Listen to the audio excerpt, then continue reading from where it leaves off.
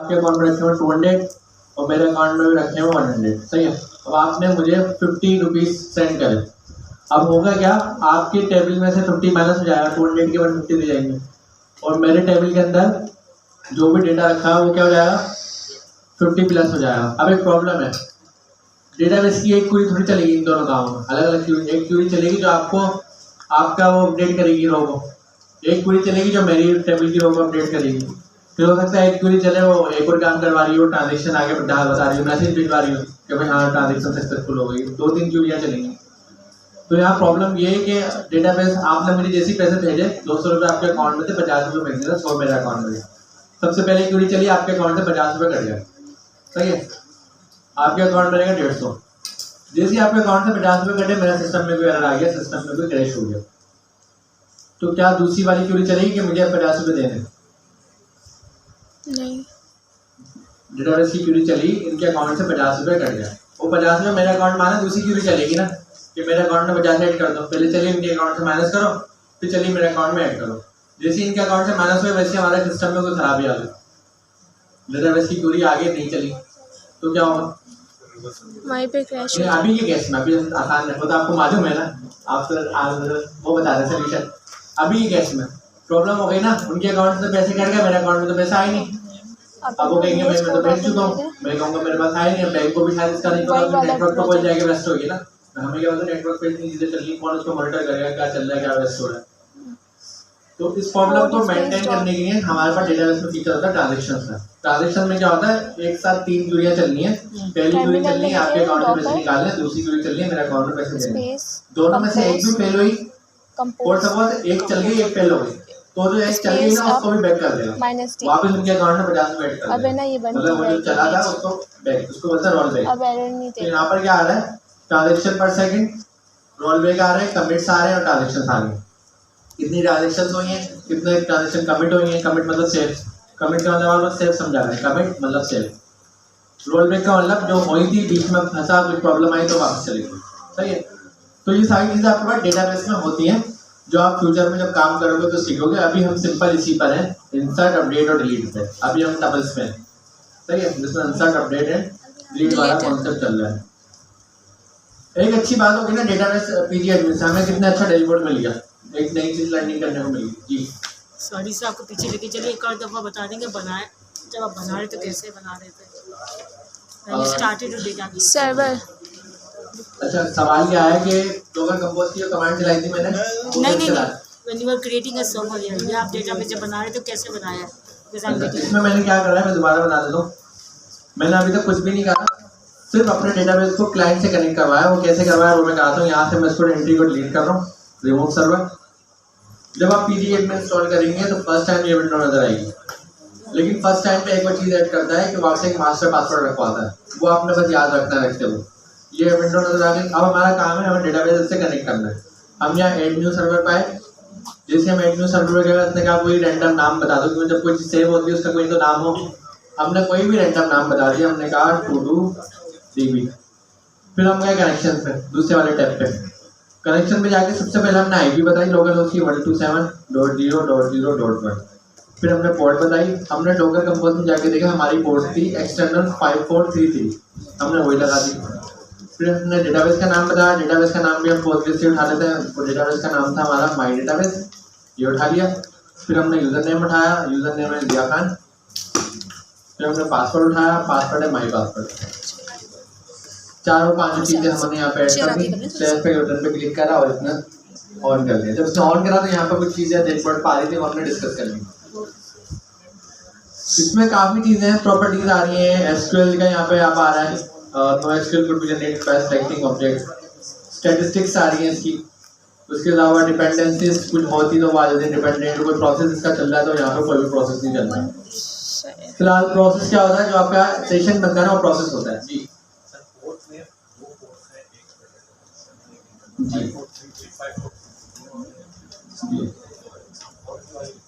अच्छा, पोर्ट में 2 पोर्ट लिखी हुई है। राइट वाली जो है कंटेनर की, लेफ्ट वाली हमारी लोकल है, तो हम लेफ्ट वाली यूज करेंगे 5433, सही है। अब हमारे पास डेटाबेस आ गया और डेटाबेस में हम थोड़ा सा यहाँ से अपने ओपन कर रहे हैं। यहाँ डेटाबेसेस आ रहे हैं, लॉगिन ग्रुप आ रहा है, टेबल्स स्पेसेस आ रहे हैं, डेटाबेस में गए।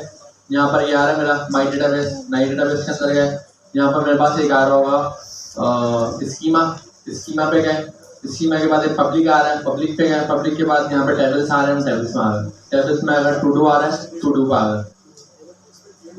कितनी स्टेप में गए? पहले हम सर्वर पे टू डू डीबी में जो भी बनाया है, डेटाबेसेस में गए, माई डेटाबेस इस नाम से डेटाबेस बनाया था, उसके बाद स्कीमा मतलब जो भी उसका स्कीमा होगा उसमें आ गए, उसके अंदर पब्लिक के अंदर आए, पब्लिक के अंदर टेबल्स में आए, टेबल्स के अंदर जो टेबल हमने बनाया था हमारी ऐप के अंदर वो बना हुआ है। इसी के ऊपर अब मुझे कोई क्वेरी चलानी है, इसके ऊपर मुझे राइट क्लिक करना है। जैसे ही मैं इस पर राइट क्लिक करूंगा, यहाँ पर देखें राइट साइड पर मेरे पास कितने सारे ऑप्शन आ रहे हैं। इस रो को आप काउंट कर लो, क्रिएट कर लो, कुछ rule, index, trigger, column, tables, delete कर दो, refresh, restore, drop, import, scripts आ रही हैं। अब देखिए मैंने क्या करा है, सिर्फ टू डू पर राइट क्लिक करा है, जैसे राइट क्लिक करा है यहाँ पे स्क्रिप्ट्स आ रही है, स्क्रिप्ट में गया हूँ, यहाँ पर दूसरे नंबर की स्क्रिप्ट है सिलेक्ट स्क्रिप्ट, सिलेक्ट स्क्रिप्ट पर मैंने क्लिक करा है, इसमें खुद ही वो स्क्रिप्ट रन कर दी बगैर लिखे। अब ये कह रहा है इसमें कोई डेटा नहीं है तो जाहिर है नहीं दिखा रहा, लेकिन देखिए ये स्क्रिप्ट मुझे खुद लिखनी पड़ती, इसने मेरे भी आप पे लिख कर दे दी। ये फायदा होता है हमारे पास इस क्लाइंट टूल्स का कि इसमें हर चीज़ मैनेज होती है। इवन क्यूरी भी नहीं लिखी, आप कभी फ्यूचर में डेटा पोस्ट करना हो स्क्रिप्ट पे जाए, यहाँ पे लिखे इंसर्ट स्क्रिप्ट पे जाए, या आपको नई स्क्रिप्ट खोल के देगा डेटा इंसर्ट इससे करना है, ये क्वेश्चन मार्क की जगह आप डेटा ऐड कर दें।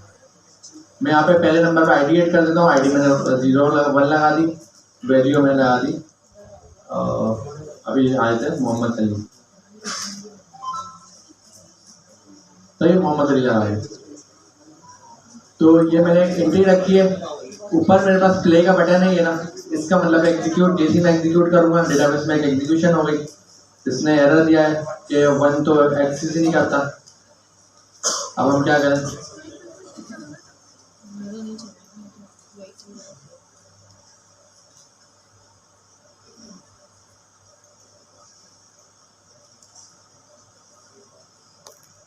अच्छा वो मैं खाली चल गई, वो डेटा पुराना वाला डेटा आ गया।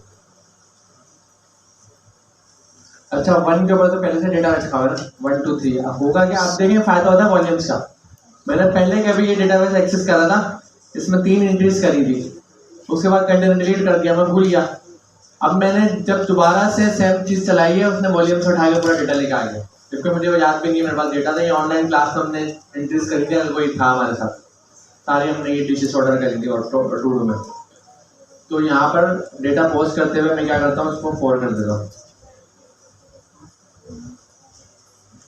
सक्सेसफुली पोस्ट हो गया, क्योंकि जाहिर है डुप्लीकेशन तो नहीं होगी ना, पहले से 1 रखा हुआ था, 2 रखा हुआ था, 3 रखा हुआ था। अब हम यहाँ पर आते हैं, सिलेक्ट की क्वेरी चलाते हैं, ये 4 चीज़ आ गई, मोहम्मद अली भी आ गए। ठीक है, तो डेटाबेस हमने कनेक्ट कर लिया, डेटाबेस के साथ ऑपरेशन कर लिया। अगर आप लोगों के पास टाइम है, आप घर जाएं, डेटाबेस के साथ अच्छे से खेलें। पहले तो इसी क्यूरीज पे खेलें, यहाँ पर देखें क्यूरीज आ रही है, राइट क्लिक करा, स्क्रिप्ट में गए, create, select, insert, update, delete, चारों तरह की स्क्रिप्ट आ रही है, इसको चलाना सीखें, समझें। जब ये समझ आ गई, ट्रंकेट होता है, ट्रंकेट मतलब पूरा खाली कर दो डीबी। इसके अलावा ट्रंकेट के कैस्केड सेट होते हैं कि आपने डीबी तो खाली करना है, लेकिन उस पर किस तरीके से करना है टेबल खाली। और भी इसमें चीज़ें देखें, मुझे अगर डेटा व्यू करना हो, डेटा बहुत सारा हो, एक साथ मैं कितना डेटा व्यू कर सकता हूँ, मैंने कहा फर्स्ट 100 रो व्यू करवा दो। मैंने यहाँ पे लिखा फर्स्ट 100 रो, इस तरीके से वो सिर्फ फर्स्ट 100 रो दिखाया, कहीं 4 तो जाहिर है फर्क नहीं पड़ता, मैं इसको 100 की जगह लगा देता हूँ 2, ताकि हमें समझ में आ जाए।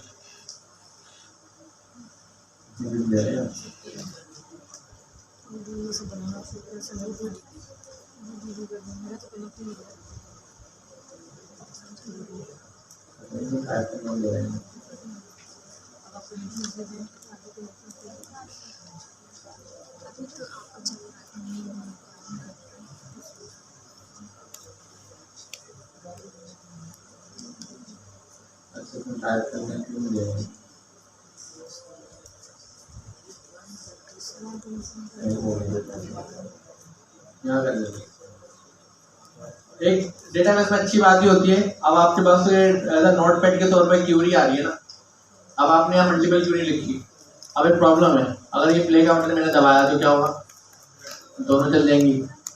मैं क्या करूँ, मुझे अगर एक ही चलानी हो, सिलेक्ट करूँ, उसके बाद प्ले कर लो। तो इसको मैं कर दूँगा 2। ये फर्क क्या हुआ है? तो इसने ऊपर वाली क्यों नहीं चलाई, नीचे वाली क्यों चला दी? लेकिन क्योंकि मेरे इसने मुझे एक आगे ऑप्शन दिया हुआ है कि अगर आप इसको चलाओगे डायरेक्ट तो दोनों चलेंगी। अगर आपको कोई स्पेसिफिक चलानी है, आप कितना सारा डेटा लिखा होगा, चार सिर्फ आखिरी वाले की चलानी है एक लाइन, आप उसके अंदर सेलेक्ट करो, ऊपर से जाके चलाओ तो खुद का खुद आपकी सिलेक्शन वाली चलाएगा। ये आसानी हो जाती है डेवलपर को कि भाई सब नहीं चलानी, मुझे आखिरी वाली चलानी है या 2-3 चलानी है। अगर मैं ये सिलेक्ट नहीं करता तो देखिए क्या होगा। उसने देखा, उसने पहले तो एरर दिया अच्छा था इंसर्ट का, उसने इंसर्ट चलाया था ऐसी बात से पहले, इंसर्ट तो चलेगी नहीं। तो कुछ हमने थोड़ा बहुत सीख लिया इससे, डेटाबेस से खेलना, बाकी आप लोग सीखते रहेंगे। डेटाबेस का स्कीमा काफ़ी इंपॉर्टेंट है, एक बड़े काम की चीज़ है इस डेटाबेस में, और वो बड़े काम की चीज़ है उसका नाम है ERD। अब वो कहाँ पर है वो मैं आपको दिखा रहा हूँ।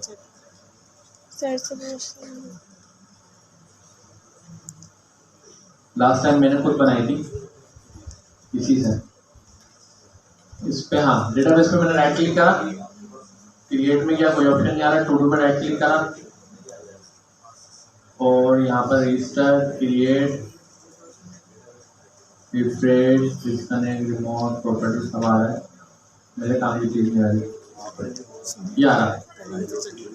मैंने सिर्फ अपने डेटाबेस पर राइट क्लिक करा है, यहाँ पे आ रहा है ERD फॉर डेटाबेस, इस पर मैंने क्लिक करा और देखिए आपके सामने इसकी डेटाबेस की ERD तैयार। अभी फिलहाल इसमें चीज़ें नहीं है तो इसलिए सिंगल ही आया, देख रहे हैं, लेकिन ERD तो आ गई ना। अगर कोई बड़ी एप्लीकेशन होती तो कोई का ERD आज बड़ी वाली ERD आ जाती। मेरे पास एक शायद कोई चल रही हो, मैं आपको दिखा भी दूँ, कोई कुछ चल रहा हो।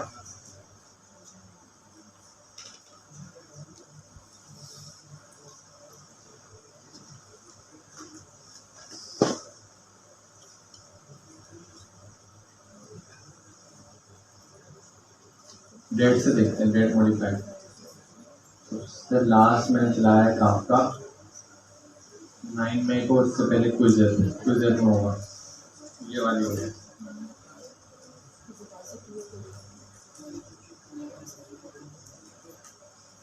इसमें मुझे इधर एक प्रॉब्लम आ रही होगी, एक को मैं डाउन कर रहा हूँ ताकि वो आप लोग कंफ्यूज ना हो और अपनी वाली आप करो। सिर्फ मैं ERD वाला कॉन्सेप्ट दिखा रहा हूँ।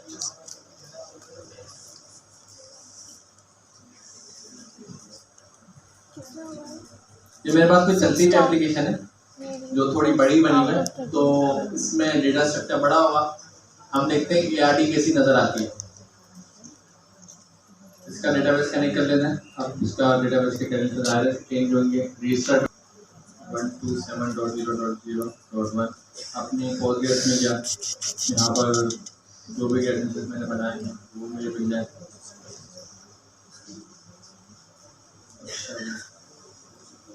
खतरनाक करके DB का नाम है और पासवर्ड भी बड़ा डेंजर है। अच्छा, चलाना सिर्फ मुझे ही है और जब भी मैं इतना मुश्किल पासवर्ड रखता हूँ, ऐसा नहीं कोई और चला रहा। अच्छा, एक गलती हो गई, पोर्ट चेंज करनी है मेरे पास। देखिए पोर्ट भी चेंज है, 5432 है, नहीं 5 ये वाली है 533। इतनी खतरनाक मैंने पोर्ट इसलिए रखी ताकि कोई और एप्लीकेशन मिसमैच ना करे। मतलब जो हमने एप्लीकेशन डाउन करी करने की जरूरत नहीं थी, पहले मैंने पोर्ट चेंज रखी।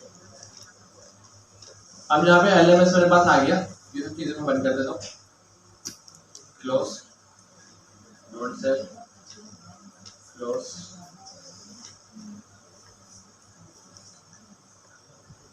यहाँ शॉर्ट की नहीं चलनी मेरी।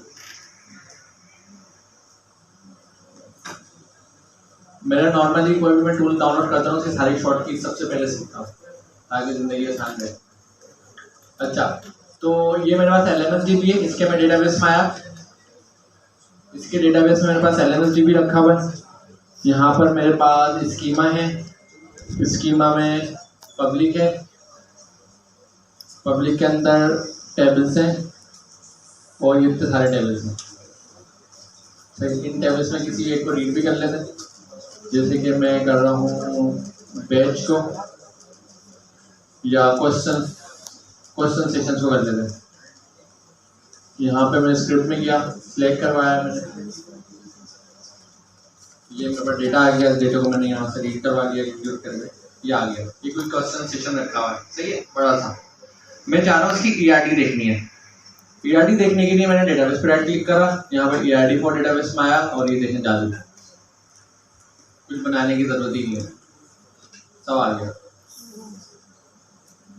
अभी मेन्यू लेफ्ट कैसे होगा, बंद हो सकता है मेन्यू, ये रहा मेरे हाथ में, नहीं ये भी नहीं, मेन्यू को बंद करने का बटन नहीं है। ये देखें मेरे पास पूरी जो ना इतना बड़ा मेरे पास ERD आ गई बनी हुई, देखें कितनी प्यारी बनी है, साफ सुथरी है। मुझसे कोई पूछे यार काफी प्रोफेशनल है आप ERD में, मेरी टूल से बनाइए डायरेक्ट। देखा सर हमारे पास PG एडमिन में ERD ऑटो बन गई सारी, वो फुल अच्छे डिजाइन में बनी है। अच्छा, ERD की बहुत ज़्यादा इम्पोर्टेंस होती है। अब मैं जब बैंक में गया था 2017 में, प्रॉब्लम पता क्या होती है, आपकी डेटाबेस का स्ट्रक्चर में क्या होता है, एक जगह पे CNIC लिखा हुआ है, एक जगह लिखा हुआ है NIC लिखा हुआ है, और एक जगह कस्टमर ID। तीनों कॉलम के नाम सेम है, वैल्यू सेम है, लेकिन क्या है कि मुख्तलिफ टेबल्स के अंदर उन्होंने मुख्तलिफ नाम रखे हैं।